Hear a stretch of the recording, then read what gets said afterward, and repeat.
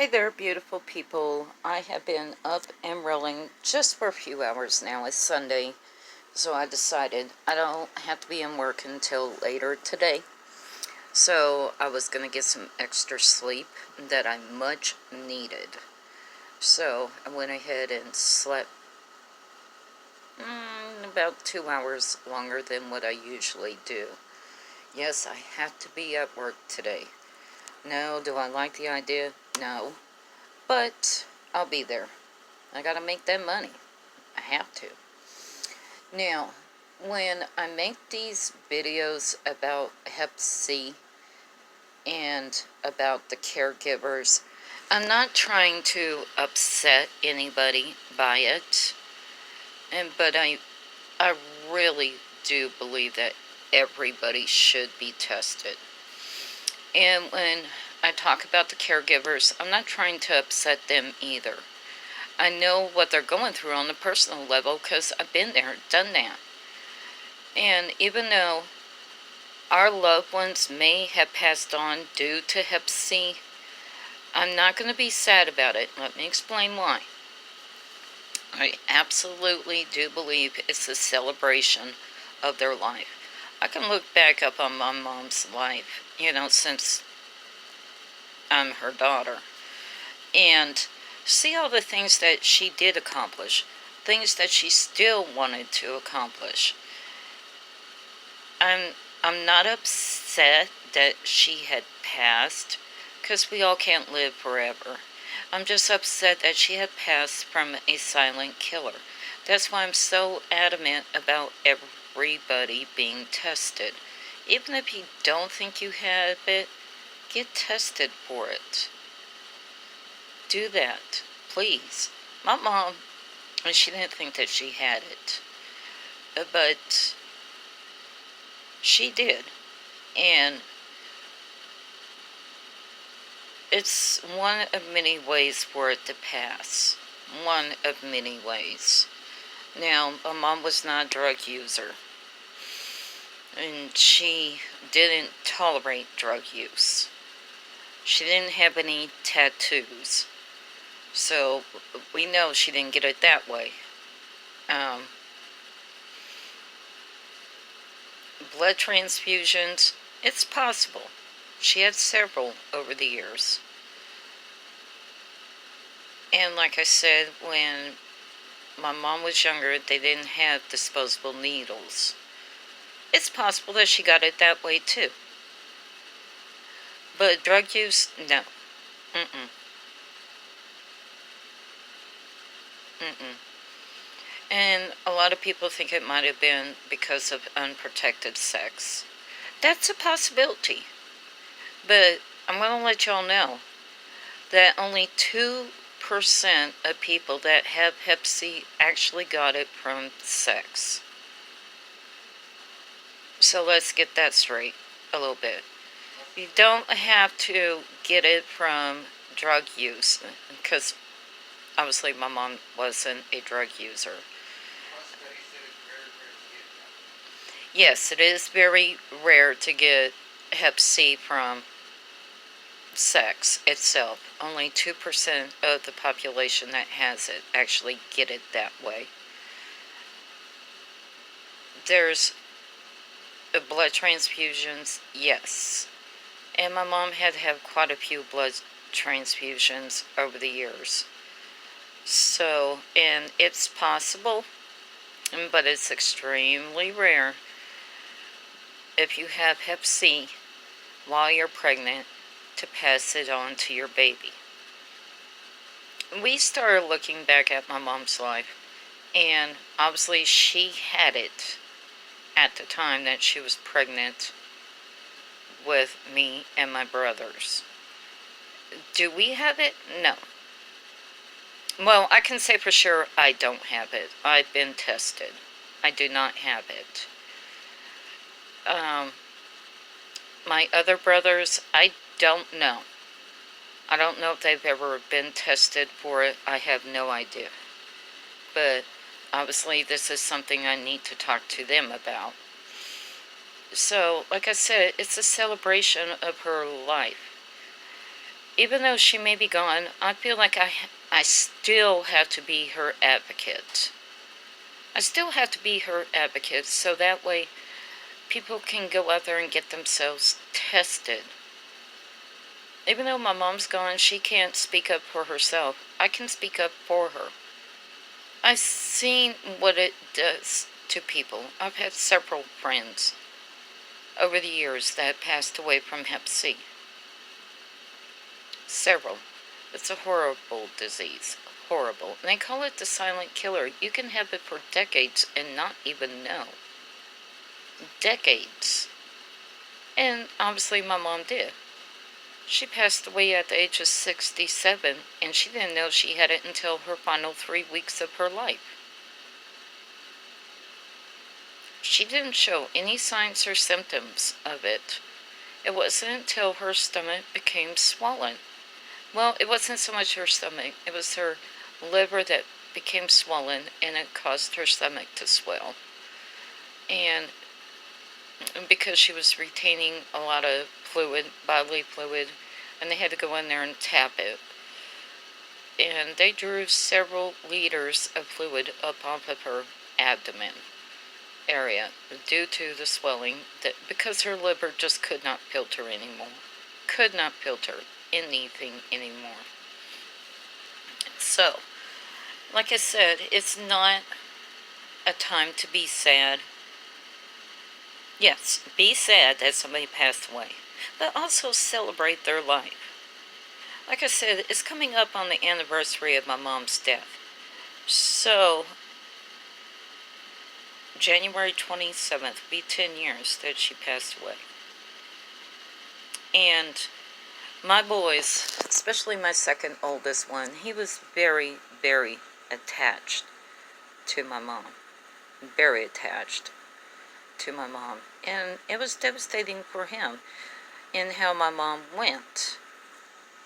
But people have got to understand this, and especially for the loved ones that are still here, trying to grasp an understanding of how this disease even progresses to the level that it does. So, that's all I wanted to say about that. Other than that, it's a beautiful day. It's a gorgeous day. I mean, it's beautiful and sunny out there. It's still a little cold. But, you know, cold fronts here in Texas don't last too long. So, other than that, we're all doing good here. I mean, those storms came rumbling through the other night and gave us much needed rain that we needed. So, but anybody who went through these storms, and especially with these tornadoes that hit here in the south, I'm sorry. I'm sorry. I know what it's like. I've been through a tornado, and it wiped out half the town that I lived in. And I even had one of my close friends that passed away. She died within the tornado. And her and I had a bond. And I was in second grade at the time. Her and I had a bond. I'm a twin, she's a twin. So her and I had a bond, and we were up in the same class. Her twin sister was in a different class. My twin brother was up in a different class. So her and I kind of bonded over the course of the school year. And then when she didn't show up to school that one day, it kind of broke my heart. And then I found out later that she had passed away due to the tornado. And like I said, it wiped out half of our town. It's not a pretty thing, people. It's not. So, that's all I gotta say about that one. I don't know. It's like the past few days, talking about my mom has made me remember my childhood, you know, not only with my mom, but with certain close friends of mine. And how life can just take you in a matter of minutes.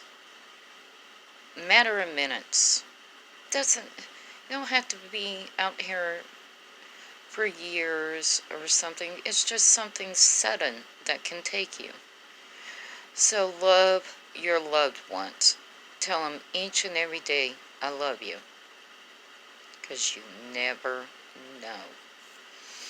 And with me, I make that a huge point with my kids and my grandbabies to always tell them that I love them. Always.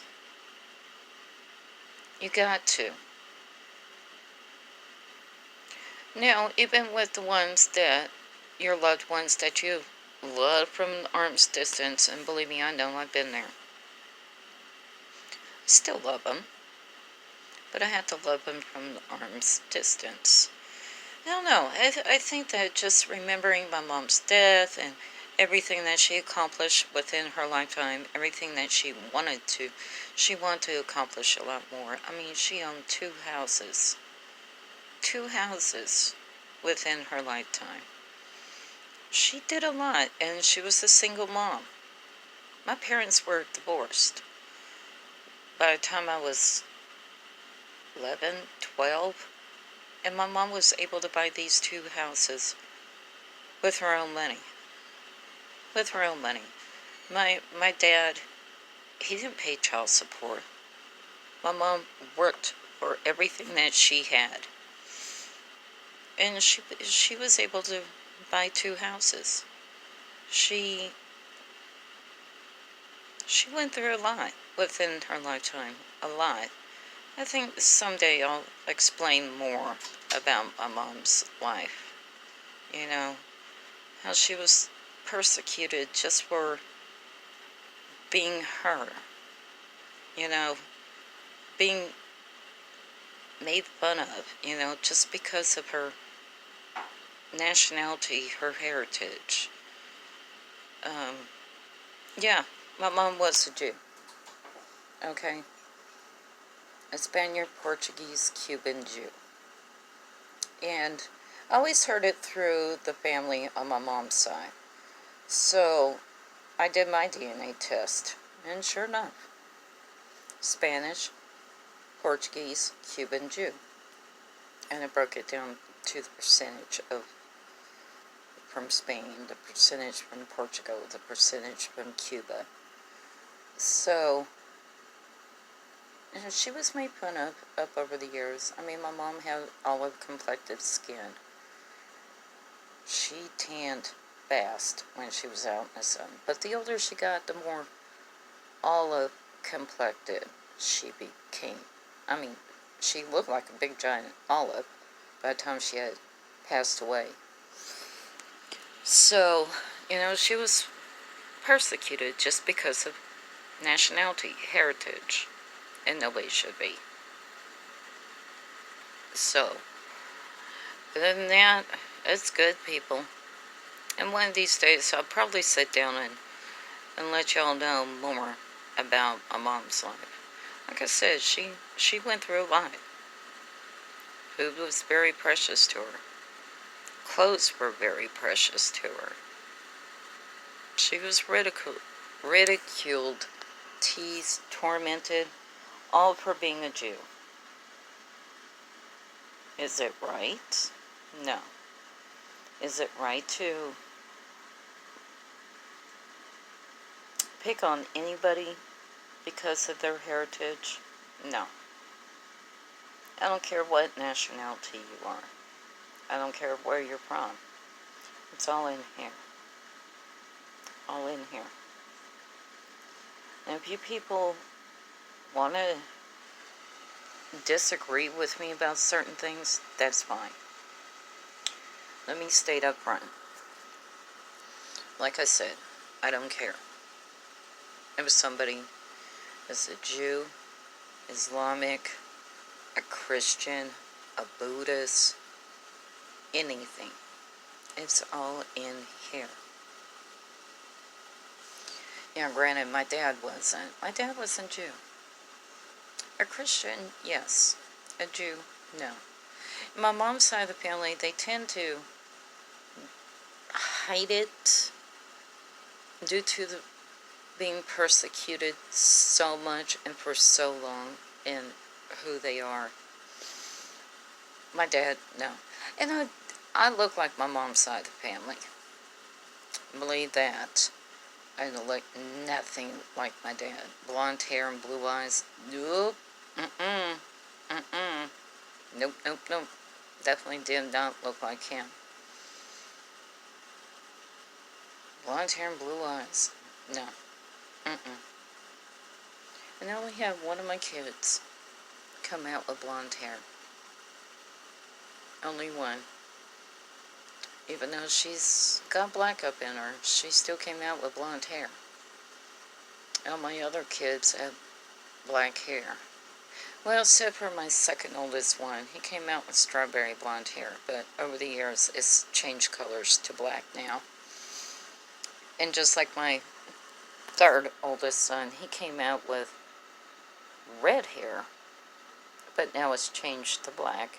He's still got a full red beard. I mean, intense red. Like the picture there. Golden Gate Bridge red. It's very red. He has no black, no blonde, no brown within his beard. It is 100% red. And I'm fixing to do his DNA test so that way we can find out exactly what's in his father's line. People may be able to say, well, your father was so-and-so and so-and-so and this is, and their father was so-and-so and their mom was so-and-so. Until you do that DNA test, I think a lot of people would be more shocked if they did their DNA test and find out exactly what they are. I know I was. And I have to admit that my husband was right about my DNA test. He goes, you got black up in you. You got black up in you. You got black up in you. I was like, no, I don't. I was like, maybe 4%, 7%, 11% black. But when the DNA test came back and it showed how much the percentage in me was black, I'm like, and I didn't want to tell him that he was right, but I had to. And so, yeah, I think a lot more people need to do their DNA test and find out. I may look all white, but I'm not. But that's beside the point. Started off talking about hepatitis C and caregivers and ended up on subject that has nothing to do with it, other than someday soon I will talk about my mom and how she was open but closed. She only went so far in talking about certain things about her side of the family. Like I said, they were not an open book. They were persecuted, all because of who they are, so they tended to keep it more quiet and everything. And I think people need to be proud of who they are. Like I said, I don't care who you are, where you're at in this world. All that matters is right here. Right here. And of course here. And how you treat people. Do unto others as you want done upon you. So think about that next time, people, when you're out there just being mean to somebody. Think about that. Because your actions carry a lot out here in this world. A lot. And it's like a ripple effect. But once you realize that it does have that ripple effect, just not on you, but everybody around you, then I think that a lot more people will change for the better. Y'all come back now, you hear?